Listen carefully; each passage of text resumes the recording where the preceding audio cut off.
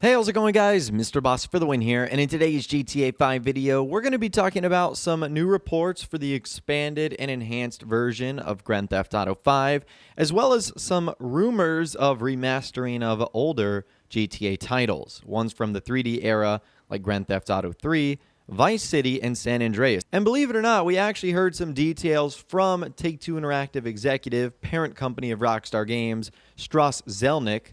And he talked about this on their earnings call this time last week, where not only did they talk about how the expanded and enhanced version is on schedule to come out in the second half of 2021, but also responding to rumors that people want a remaster of older GTA games. Not just a port or backwards compatibility, but a full remaster.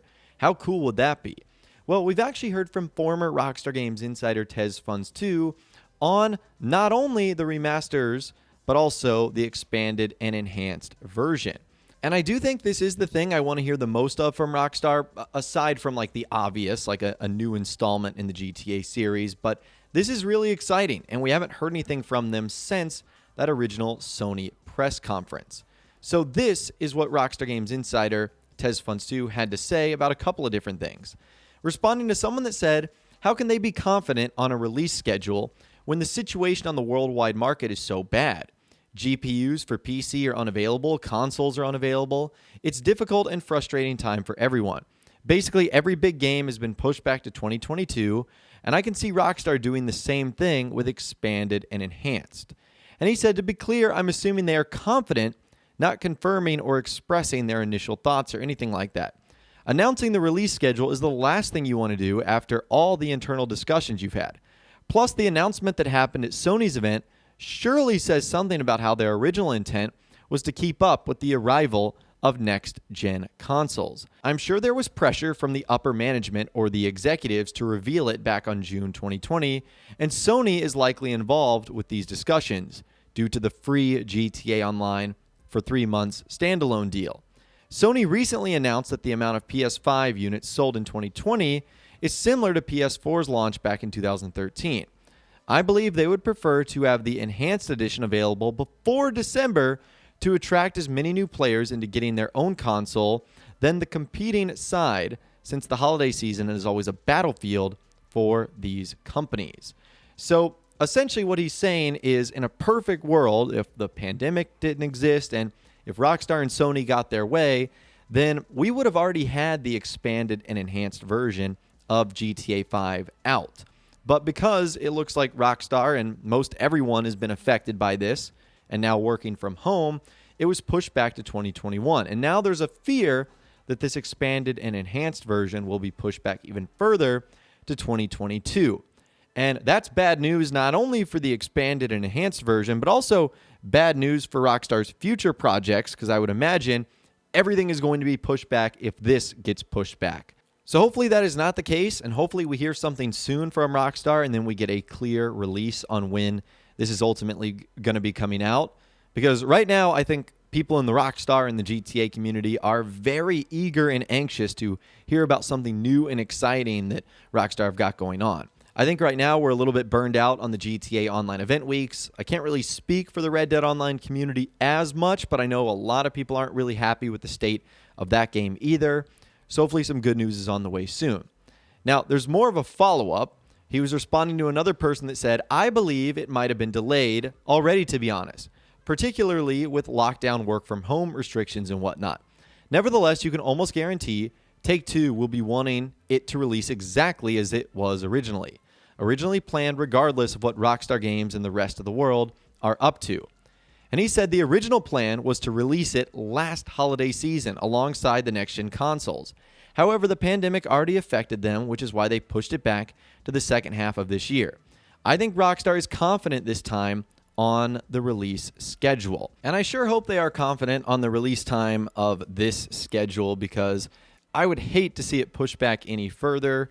I really think this is like the final thing that will be done for GTA 5.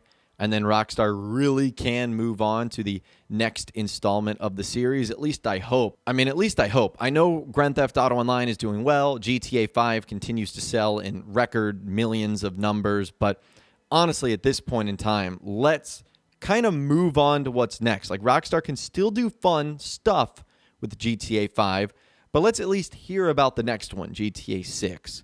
And then I think that will make people less antsy and frustrated because they know it's out there, they know it's being worked on. And for the time being, it would be okay to get these like cool side projects, like a expanded and enhanced version of GTA 5 and a standalone version of Grand Theft Auto Online. I totally forgot to mention that from the last little statement. So as long as that's in place, I'm okay with this. I think the fact that Rockstar has been radio silent, like we talked about in my previous video.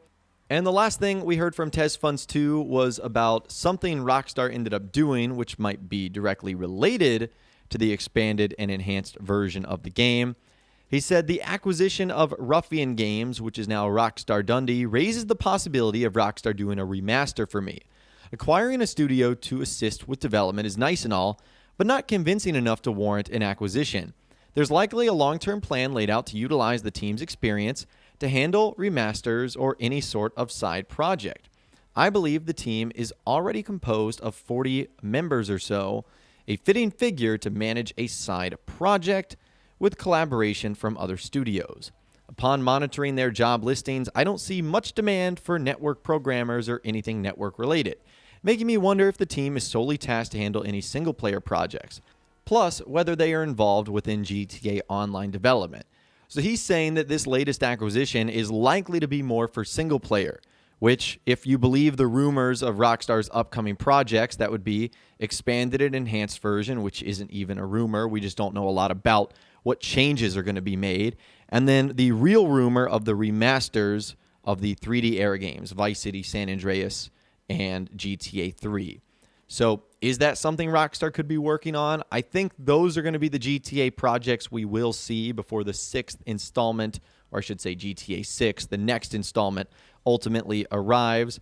But those are really the new reports on the expanded and enhanced version and some of the rumors we've been talking about recently. I think at the end of the day, it would just be nice to hear something honestly from Rockstar. I think that's where most of this confusion and unrest is coming from, is that they just go for days, if not weeks on end, on radio silence about what they're doing. And to many people, that is extremely frustrating. So hopefully we get some information soon. Hopefully, like everyone in the world, Rockstar is being less and less affected by the pandemic and the situation happening everywhere. And hopefully that will allow them to produce some amazing content for us fans to enjoy. But as always, I would love to hear from you guys in the comments down below. Let me know what you are thinking about everything we discussed in this video today and a whole lot more. If you guys did go on to enjoy this video, though, a like rating would, of course, be awesome. And be sure to subscribe to my YouTube channel if you are new. You want to stay up to date on all the latest GTA and Red Dead Redemption videos that I'm doing here on my channel. And be sure to ring that notification bell as well. Sometimes YouTube just doesn't work, and if you ring that bell, you'll always be guaranteed to be notified when new videos arrive. But of course, as always, guys, thank you all so much for watching. Take care, and I'll see you guys in the next video.